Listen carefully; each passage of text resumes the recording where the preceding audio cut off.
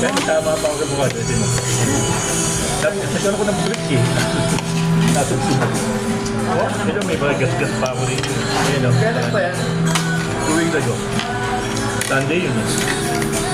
Hindi, pero totoo noon, nag-away kami ni Mrs. niya. Hindi sa ako nung pag-uwi ko, galit na galit eh. After Accra, Parang nagdinumag pa naman. Jose and Lilim.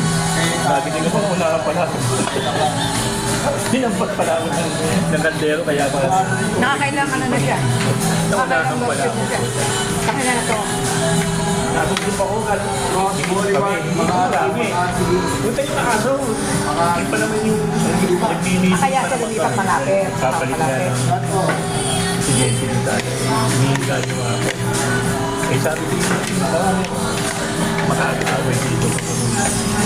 Yung kasi hindi, wala mo na. Tapos, yung Eh, hindi man nagtrabaho doon sa tawag doon. Saka siya, very taxing sa din. Kami nasusuko na sa akin ako. May yung aso mo. Nurse ko eh, nurse.